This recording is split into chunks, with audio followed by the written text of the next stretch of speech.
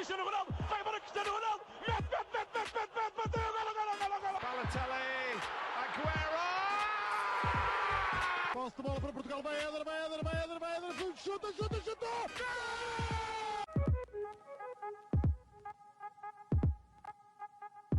Hello everyone, here we are again at Panenka's Europe, or Europa Panenka in Portuguese. And I'm here today with Nima Tavallaey from SempreInter, and we are going to discuss a little bit about the quarterfinals of Europa Champions League, about Benfica Inter, the game. So Nima, first, can you do a quick introduction? I know you have already been here, but for those who didn't see the episode. Well, it's good to be back with you guys again. I was on the Porto episode when Inter played Porto in the round of last 16 with your colleague. So yeah, it's good to be back. And those who don't know who I am, my name is Nima Tavallaey. I am a Iranian, Swedish based journalist, born in Iran, raised in Sweden. I've always had a passion for Italian football. I started a webpage called SempreInter.com in February of 2012 with the express goal to become the biggest Inter Milan news site in English in the world, which we became quickly. And I've worked for all kinds of outlets from goal.com to Football Italia, Gianluca Di Marzio, Calciomercato, doing journalism. And now the last year and a half, or 2 years, I should say, I'm one half of the Italian football podcast together with Carlo Garganese, who was one of the, who was on goal.com, one of the people he was head of content for goal.com for like a decade. So I've been working with Italian football and Inter, covering Inter and Italian football for about over a decade now. Okay, that's pretty impressive, let me say, just before we start. So, first of all, how did you become an Inter fan? Well, for those of you who are listening, again, I'm sorry to repeat myself because I said the same story to your friend and colleague João, I think his name is as well. Miguel.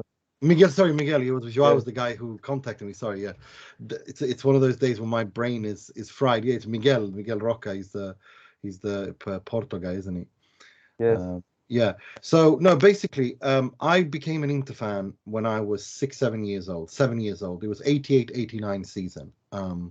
Inter dei record. Giovanni Trapattoni's Inter, Lothar Matthäus, Breme, Zenga, Breme, Ferri, Bergomi, Nicola Berti, all these guys. They won the Serie A in record-breaking fashion. And the first Inter game I watched was on TV, on old satellite dish in Sweden. My aunt was married to a German man who sadly is no longer with us. And he was watching German TV, I think. I don't remember. I was only 8 years old. But I do remember watching Inter beat Napoli and Maradona's Napoli and win the Serie A title, and I fell in love. Fell in love with Inter, and that's pretty much how I became an Inter fan. And then, of course, the older I became, the more I started following Inter, and of course with the internet, it became much more easier.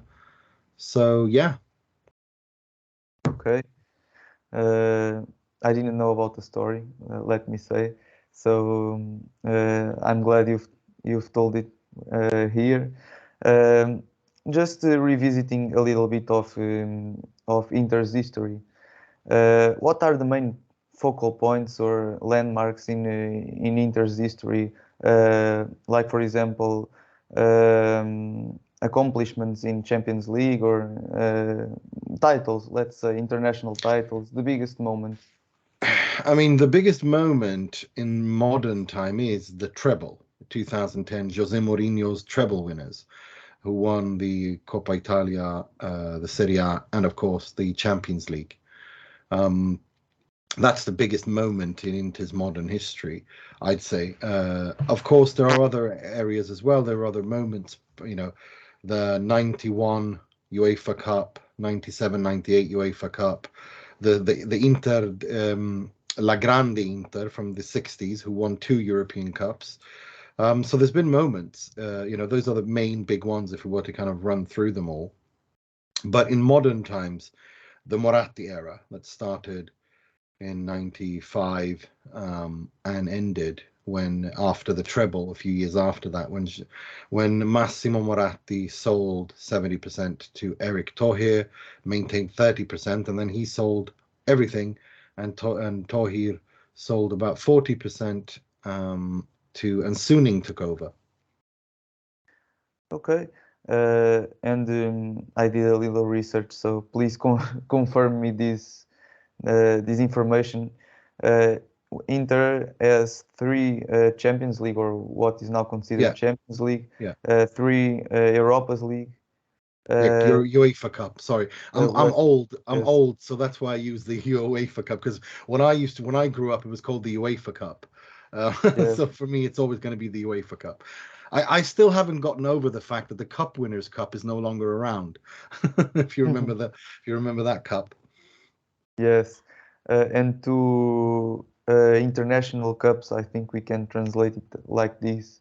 They no longer exist. So these are the international titles of Inter. So it's a very good record. Let's say internationally, not speaking about all the Italian trophies. But moving to the match against Benfica directly, what do you think about Benfica? The dynamics of the team, the style, players. I mean, you're having a fantastic season, Benfica. You're having a season which is almost. I do follow, although I wouldn't go so far, and I told this to Miguel as well when I was on him. So I wouldn't go so far as to say I'm a fan of Portuguese football, but I do follow Portuguese football because of and it's probably something I shouldn't say on a Benfica podcast, but I was very, very when I was a kid. I'm from Gothenburg, IFK Gothenburg. There's 2 teams I support. It's Inter and it's IFK Gothenburg, and they played Porto in the Champions League quite a bit. And I remember Porto was a team that I remember Jardel, Artur, Drulovic. That era in the 90s, and I really, really liked them. So I've always followed the Portuguese league because of that. Kept an eye on it. I wouldn't say I support any team, but I do keep an eye on it. Now, of course, when I grew up, there were a couple of Swedes playing for Benfica. Jonas Tern, who was one of my favorite players ever to come out of Sweden, midfielder, and Mats Magnusson. And if I'm not mistaken, that Benfica side went to the European Cup final and lost to Milan. And so I remember that growing up as well. So I do have I remember Benfica, of course, because of the Swedish connection. And of course, this season, you're having a fantastic season. You're having a season where I know Benfica fans are dreaming even of winning the Champions League and ending that curse, because I've been following it. I mean, you've lost 1 game all season in the league. You're scoring for fun. And of course, João Mario, who used to play for Inter and was an absolute dreadful flop at Inter, but he's having a career-defining season at Benfica. I mean, he's the top goal scorer in your league. He's one of your best players in the Champions League. He's the number 1 penalty taker. He's number 1 for assists. So for me, it's one of those seasons where you're having a coach that has come in and is loved by the fans. Everything just clicked. Everything looks amazing. You're going to become Portuguese champions. I don't think there's any doubt about that, with a 10-point lead. So no, I think it's Benfica are a side that can hurt. And also, I remember watching Benfica, both of those games against Juve in the group stages, and well, you dominated them completely. You won very, very convincingly and handsomely, and you maybe should have won a few more goals. And I remember you won the group with PSG and Juve in it. That's an accomplishment. That's a really impressive thing that you've done. So no, Benfica are a side that is very attacking minded. They can score goals on anyone, as they have this season. And so I think Inter need to be careful. I think Inter need to be really, really careful here. But having said that, of course, Inter are a side who like playing against teams that attack them. Inter do well against the Napolis, the Juves, the Portos, the Liverpools. A team that attacks them is something Inter do well at because they're very well organized. Barcelona, of course, as well. So I think it's going to be a completely different game. I don't know if you watched Inter against Porto, but both games, this game is going. The first one. I mean, these two games are going to be complete polar opposite to those two games. Those are very tight, closed, cagey affairs. Benfica is going to go for it at your Estadio da Luz. You're going to go after Inter, and Inter are going to have to be organized and defend well, primarily, and try to hit Benfica on the counter. I think that's the kind of game I'm expecting. Okay, so you think that's going to be the approach of Inter in Estádio da Luz, but let's face another option that Inter wins in Estádio da Luz. Do you think that in Inter Stadium you are going to be defensive? Yes, 100%. Did you see? I don't know if you saw, but Inter, when they beat Barcelona at home at the San Siro 1-0, that's the kind of performance I'm expecting from Inter in both games against Benfica. Closed, defensive, organized, structured, deep work. That's what's going to be needed. And above all, Inter are going to, that's what's going to be, because again, Benfica are a side that if you give them an inch, they will destroy you. They are dangerous, very dangerous. Attacking wise, the way that Benfica move the ball, the movement of the ball in transition between the lines, the way that they in the way that Benfica's attacking players, how much they move and how technical they are, because it's a lot of one-touch passes and combinations that Benfica put teams through, and Inter have to pay attention to that. Okay, I was asking you this because here in Portugal we think the away games no one is going to attack Benfica, for example, to play a little bit more defensively. But at home, the fans, if they see that, they start to they do not applaud, they do not do that. So I was curious about how it was in San Siro. No, look, Inter, look, every club has its own history and tradition, right? Yes. Inter's tradition is not joga bonito. Inter's tradition is catenaccio. Helenio Herrera, La Grande Inter. He perfected catenaccio, with playing a tight defensive, organized, structured, cohesive defensive game and hurting teams on the counter and breaking them down that way. From Herrera to Trapattoni to Mourinho, to Conte, everything always starts at Inter from the back. Yes. That's a real. So no one is going to.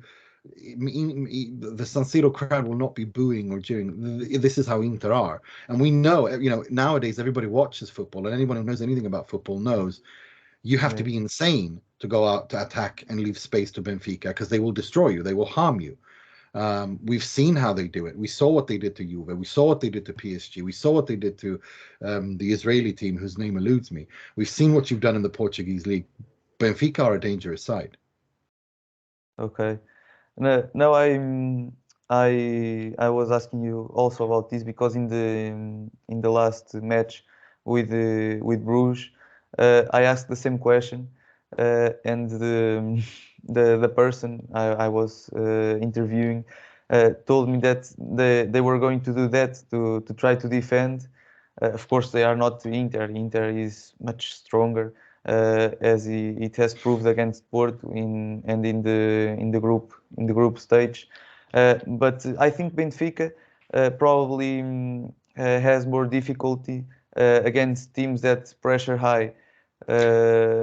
I think that it's just that I told I don't. him I back mean, then. when I say Inter defending, playing defensive, I mean there are different ways to do that. Inter under Yeah. Conte used to put pressure from Lukaku straight, like the furthest up the pitch. Inzaghi changes his press. It depends. He won't be parked for 90 minutes in his own half, but I think when the press begins and how it begins, I think that will fluctuate during the game. I think in the beginning, at the at your stadium, Inter will be trying to weather out the first opening 15-20 minutes to try to neutralize Benfica, and to basically get the rhythm of the game to where they want it to be.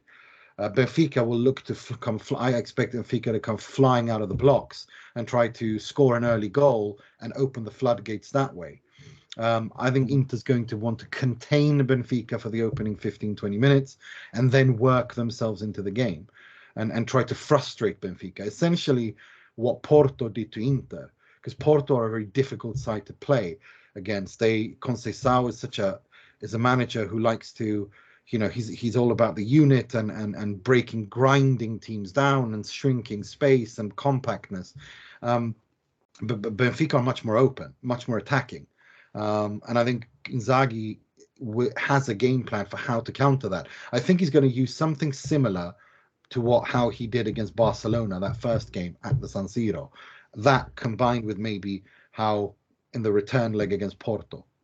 I think that's how he's going to play. Okay. So you've already talked about João Mário, a player who passed through Inter as well. But do you know more about any other players of Benfica? What are the most dangerous players in your opinion, or the better Ramos. players? I mean, what's his name? Your striker, Gonçalo Ramos. Yeah. I mean, he's a threat.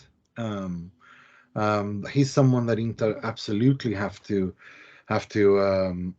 be wary of. And I think, you lost Enzo Fernandez, who is a huge loss, because I mean we saw in the World Cup, and also I think he's a absolutely fantastic talent, but yeah, I mean Gonçalo Guedes, Ramos, you have to forgive me for my pronunciations. So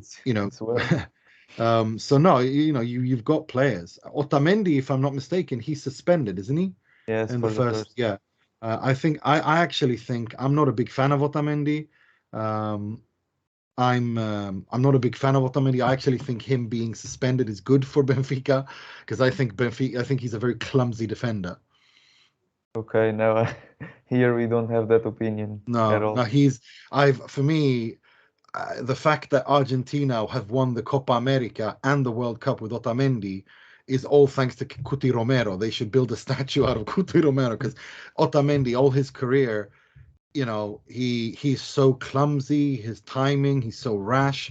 I actually think, I know that he's been very good for Benfica, but everywhere else, the guy is a liability. And I think that in games like this, I think it's good to have someone who's not as rash as he is, if that makes sense. I think he needs someone who's a little bit more composed. But having said that, Romelu Lukaku will most definitely start, and he's a physical presence. Yes. So you're going to have to deal with that. I mean, in the first, that's how Inter won that game against Porto, because Porto, they couldn't handle his physique in important situations, especially in the first leg when the goal came. Yes, there in Otamendi, I agree with you. He overreacts a bit. Yeah, sometimes, you know what I mean. But this season, I haven't seen that so often. He's doing a very good partnership with António Silva, who is a much younger defender, and he's our captain, and he's doing very well. So I think it's going to be a big loss, and of course to control Lukaku, it's, in my opinion, it's necessary experience, a little bit more of experience, and António Silva is young, as I said, and the other options didn't play so much this season, so I'm a little bit worried about that, but let's let's see. You've talked about Ramos, of course. He's scoring a lot, and I'm counting on him as well to try to beat Inter. And from your players, let me say that I am relieved for the injury of çalhanoglu, not Yeah. for the person, of course, but he's not playing. It's better for Benfica. Much better for Benfica. He's been outstanding. But I got to say, in the game against Juve, these past few games, Brozovic has worked himself back to starting to look like the Brozovic we all knew. And that's really good for Inter. I mean, the ideal in dream Inter midfield is çalhanoglu, Barella, Brozovic. Now, çalhanoglu Yeah. is going to miss that. Of course, and that's a huge, negative for Inter because he's been outstanding this season, çalhanoglu. But when Inter have Brozovic on the pitch, the midfield is much more controlled and calm, much more composed. Çalhanoglu can be a little bit, he's both much more direct and has maybe more quality in how he passes directly and in terms of the more diagonal straight balls. But Brozovic is so calm and controlled with the ball. He offers Inter that extra breathing space because he can retain the ball. He's very press resistant. He runs more than a human being should be able to run on a football pitch. I mean, he ran half a marathon in the World Cup in every game, which is insane. And Barella is his best friend, and they get really well, both on and off the pitch. So that's a good thing. So I'm not too worried. But what I am pretty concerned is Milan Skriniar, who of course is leaving Inter on a free transfer. It's been quite a lot of, negative drama there, but he's also injured. And he trained individually today. Again, we're recording this on a Wednesday, so he still hasn't returned to full training. I don't think he's going to play against Salernitana on Friday in the Serie A. So I think he's going to miss the game against Benfica as well. Which is, again, that's a huge loss for Inter because when he doesn't play, that means Denzel Dumfries almost certainly plays. And that's not a good thing for Inter because Denzel Dumfries is probably the worst player I have seen play for Inter in the last decade. Absolutely woeful player. It started okay last season, but this season, the technical liability and limitations, the liability that he is and the limitations that he has is genuinely astonishing. He has no football IQ whatsoever, and now his confidence is really, really low. So he's making even more mistakes. I mean, the kinds of mistakes that you are wondering, is this even a professional footballer? It's really, really bad. Now, Danilo D'Ambrosio won't be playing this Friday against Salernitana. He's suspended. I'm almost certain he will play against Benfica to the right of the back three, and Matteo Darmian will play as a right wing back. I think that's the formation he's going to go with, Simone Inzaghi, and I think that's the right choice. Okay, yes. I was surprised with Darmian in the first game against Porto. I really liked the game he's so good. He did. Yeah, he's so good. He's become a little bit of a kind of a little like a leader now, because when he came to Inter, nobody, not a single fan, not a single Inter fan was there to greet him because people were angry and disappointed that they didn't want him. But he's become a little bit almost like the almost Scudetto when Inter won the Serie A. I mean, he scored a few decisive goals. He always puts in a hard work. He's so versatile. He plays right wing back, left wing back, right center back, left center back. He does everything for Inter, and he does it. He's never a 10, but he's never lower than a 6'6", 5'6" either. And that kind of consistency is something Inter don't have. And of course, I'm using the Italian rating system of 1 to 10. yes. Darmian is never lower than a 6, and he's probably never higher than a 7 either. Okay, it reminds me of a player in Benfica, Frederic Auschnes. I don't know if you know him. No, I don't.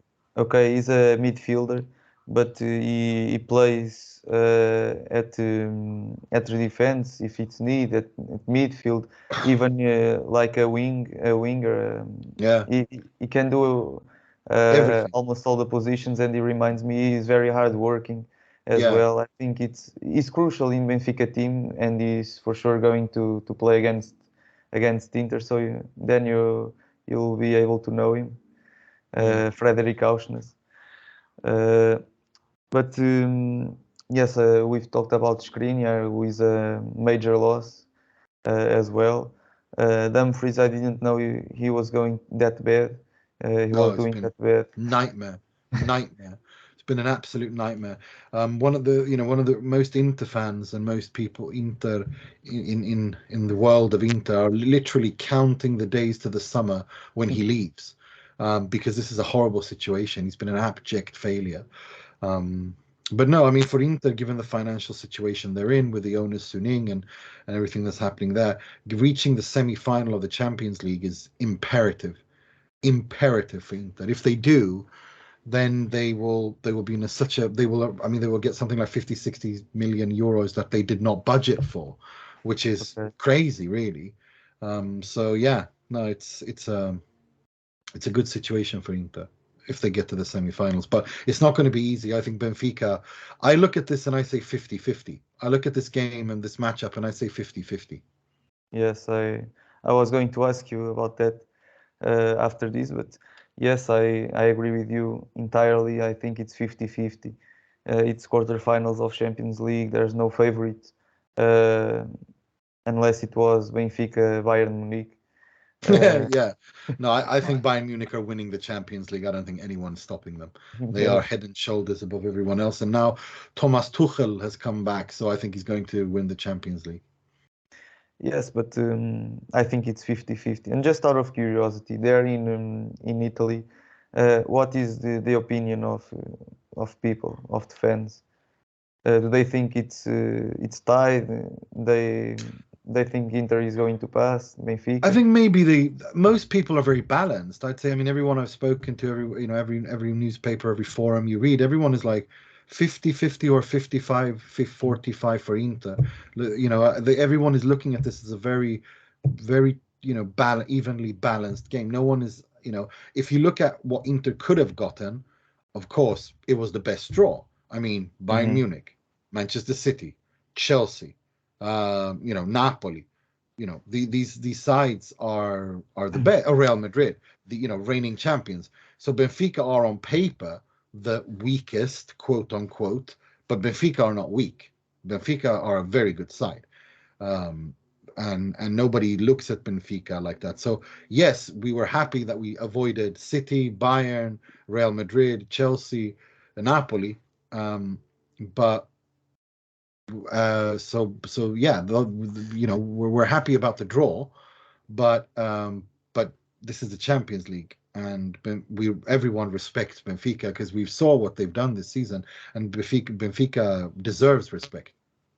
Okay. Yes, we have the same opinion, 50-50 here in Portugal, and yes, we thought that Inter, Milan, and probably Chelsea were the only ones we can pass to the semi-final, but let's see. So I would like to review a couple of players that were in Inter and in Benfica, to see what is your opinion and if you remember them. Yeah. Just to see what you think about them, how it was in Inter. Let me just find the list. Yes. So Carlos Gamarra to start. Do you remember Carlos him? Gamarra, the Paraguayan defender. Yes. He came to Inter with a lot of people wanted him, were excited or thought that he could be something special, but alas, he failed. He was fantastic for Paraguay. If I'm not mistaken, in '98 World Cup, he was there. Or was it 2002? I can't remember. Yeah, '98. Yeah. Probably. I know he went to Inter in 2002. Yeah, but it was around I'm not that sure. time. Yeah, it was around that time. But I remember him from Paraguay, and I remember how he didn't do well at Inter at all. But I remember watching him for Paraguay, thinking, "Wow, that's an interesting player." Okay, yes, he spent 6 months on Benfica, very short time, because he was in the starting 11 all the games, but the salary, he thought it was It was not enough, so he left Benfica after 6 months, but he was very good here. Moving on to the next one, Karagounis. Do you remember him? Georgios Karagounis, yes, of course. One of the Greek Euro winners, European Championship winners, isn't he? Who won it against Portugal in 2004, if I'm not mistaken. Greece in the final, yeah. No, Karagounis, yeah, he was all right. I mean, he wasn't a fantastic success, but he wasn't a flop either. His compatriot Georgiatos was always more successful, but yeah, I remember him. Good midfielder, scored a few important goals. Yes, he had a very good long shot. Oh yes, he spent 2 years also in Benfica, and he did it well. Let's say. Then I think this is pretty much consensual. Julio César, the goalkeeper. Giulione. I mean, you're talking about one of the biggest heroes in Inter's history because of the treble. Yes, in Benfica he went in the end of his career, but he was also very well. He's still let's say a legend of Benfica. He was that level. Gabigol. Yeah, Gabigol. What can we say about Gabigol? I mean, he came to Inter. Suning bought him for lots of money. He was a complete flop. They sent him around all over Europe. He flopped everywhere. Yes. But then he went back to Flamengo and he did fantastically well. And he's won the Copa Libertadores, he's won the championships, he's won so many league titles, he's top goal scorer. So I think it's one of those players who will never succeed, who's just his style is not good for Europe. But in Brazil and for the Brazilian national team, they play a different kind of football. I think as a finisher, he always works there. Yes, if he has scored 2 goals for Benfica, it was too much. I can't remember. One he scored for Inter, a tap-in against Bologna away. Okay, so a flop. Oh, big flop. But at least Inter got the money back because he was a young player, so that was good. Okay. Then João Mário, we have already talked. Yeah, he was a horrible flop coming from Sporting. That was the club record for a while before Barella and Lukaku came. João Mário was incredibly expensive. Yes, 40 million. Isn't that right? Yeah. Yeah. João Cancelo. Yeah, I mean, Cancelo, when you talk to Inter fans, they are angry because João Cancelo, we loved him and we wanted to keep him. But because of the fact that Inter were in a settlement agreement with UEFA, they couldn't spend money on him. And so what happened, we had him on loan, couldn't activate the option to buy. And so instead, Juventus went in and got him.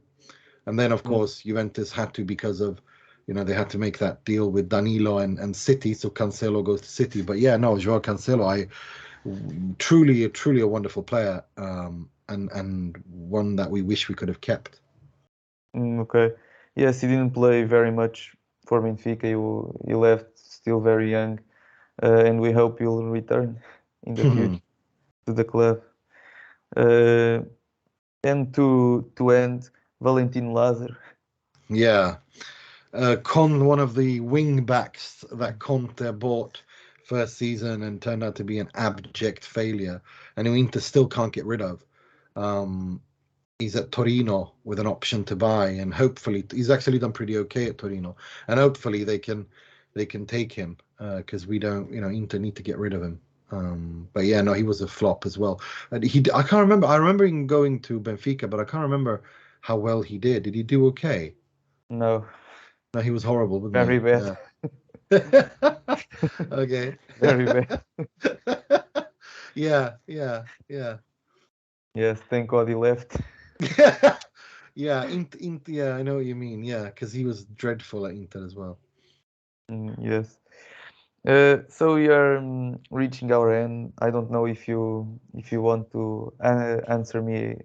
Well, I want asking. to ask you, which Inter player do you guys, from a Benfica perspective, now that's fit, do you guys have the most fear, like respect for? Lautaro Martinez, or like when you look at that game, what do you fear? Like, what from your perspective, what do Benfica have to look out for? Who is it? Who or what?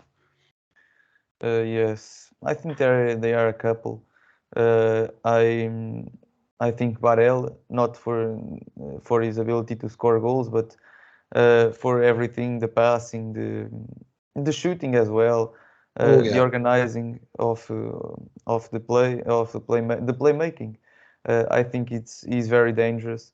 But in the striker, Lukaku he's the one who scares me the most. Lautaro, from the games I saw with Porto, I think he missed a lot of chances, especially yes, he does. in the first game. I didn't think he was in his top level, so he's not scaring that much. So Lukaku, for his strength, his fastness, everything, I think he's the most dangerous player. Inter's had problem with goal scoring for a long time now, for like 3-4 games. They create lots of chances, but they can't score. Inter had an XG of around 3 against Spezia and Fiorentina, one penalty only, and missed that penalty and lost both games, scoring 1 goal. So there's been problems with goal scoring. And Lautaro has been absolutely awful in form these past few games. And that's the problem with Lautaro Martinez, is the criticism against him is that he's a little bit too much of a patchy goal scorer. He goes, he scores for 3-4 games, then he doesn't score for 5, then he scores for 5 games, doesn't score for 7, and that's not really good. Inter need him to be much more consistent. But Inter have overall in Europe one of the highest XGs in Europe, but the strikers have all let Inter down this season. Otherwise, Inter would be in a much better position. Okay, let me just ask you, why wasn't Lukaku on the starting 11 for a few games? Not these last ones, but well, well, he's had physical problems all season. The international break where he played for Belgium really gave him some time to get into form, and then he came back to Fiorentina and played well, but missed absolute sitters. And then, of course, he came on yesterday against Juventus and the racism scandal, and he scored from the penalty spot because he's a fantastic penalty taker. He's taken 18 penalties for Inter. He scored every single one. He is that's what he's world class at, taking penalties. Now, of course, now that I've said that, if Inter get a penalty, he's going to miss it against Benfica. So I hope I've so. jinxed that. Yeah, I've jinxed it, haven't I? No, but he's very good at that. But he's also the kind of player who I think Romelu Lukaku will never again be the world class striker he was under Antonio Conte at Inter. I think he's finished at the top level. I still think there's a decent player there. And I hope that he can get firing again and go into, because he's the kind of guy who, when he starts scoring, he scores he just scores game after game after game after game. And Inter are going to need him to score for them to have to have a chance of the Champions League, Coppa Italia, and also the Serie A. Okay. So you think you still have a chance in Serie A? Well, no, not to win it, but to finish in the Oh, top 4. That's all that matters. Napoli are going to win the Serie A. Oh yeah, no, yes. Napoli are winning the Serie A. No one's stopping them. But it's about finishing top 4. I can't express how important that is for Inter. Okay. For example, here in Portugal, we like to see other clubs winning their championships. For example, in England, Arsenal, we are all supporting Arsenal, and in Serie A, we are supporting Yeah. Napoli because of they don't win for a lot of years. So we have this tradition of supporting teams that are not that used to win. But of course, Well, I no, probably look, say yes. no, I understand what you mean, and we're the same kind of a little bit, because, well, not Inter fans, of course. Inter fans want Inter to win everything all the time, Yeah. of course, just like you want Benfica to win every year. But there is that element of just generally that, well, the Serie A, if you look at it objectively, when Napoli win it, the last 4 years, 4 different winners have won the Serie A. Juve, Yes. Inter, Milan, and Napoli.